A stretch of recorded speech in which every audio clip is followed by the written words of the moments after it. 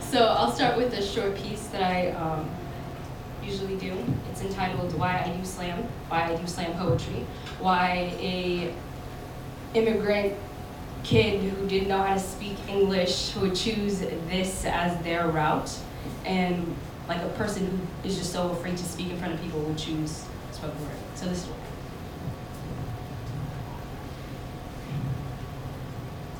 I fight for her, him, them, they. I'm a pacifist. My words are my weapon of choice. My body is a machine. My tongue and my mind are my ammo, and you are my battlefield. Shooting everyone that's ever broken me with a vengeance like a schizophrenic nail gun. I'll try to drill my silence into your ignorance and give you all the words I should have said but didn't. I finally get to tell my story. I'm sorry it takes me creating a war zone to finally speak, but this is a way to finally speak, so I hope you don't become the inspiration to my next slaughtering. The spotlight is where I'll put you on a pedestal just to watch you fall. The spotlight is where your arrogance looks best. Your complexion here is beautiful, and I create noise because people don't realize how knowledgeable silence is. Thank you. It's the first piece. So when I say spoken, y'all say words. Spoken? Words. All right, awesome. So my next piece that I'm doing is a piece I actually just wrote on my way here, but it was edited heavily. I haven't written in months, and I don't know. I was like, I'm gonna write something just for this specific event. It's not about food either, right? But it's food for the soul. That's what matters, right? It's entitled Languages. In class, raising my hand felt like a marathon that I was too weak to be a part of. So I always fell short.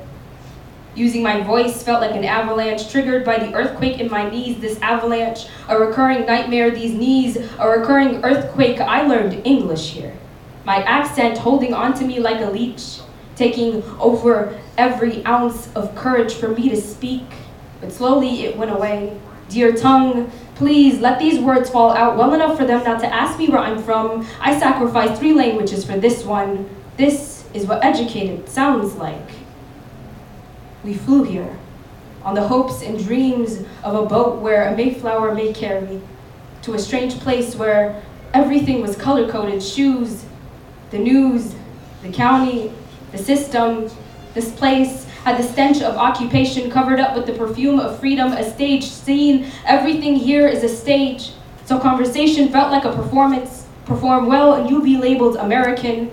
One day a woman will place her arm around your shoulder and say, "Whoa, you speak so well, I'm impressed." Her reaction is no compliment. This is an insult. I remember once my father said he hated talking at work, that they keep asking him to repeat himself. My parents know 4 languages each fluently, yet they are considered stupid. They learned them from their battles they fought years ago. Their accents still thick. They sacrificed everything but carried the load of 4 languages, a GPS of where they have been before, no watered down version. So when people ask me where I'm from, I often hesitate because I look like you. I look like you. You see, I'm ashamed not of where I'm from, but what I traded all of it for. You see, I lost my memory, all my history before this one, so bear with me. I have an accent now, but only when I speak my own language.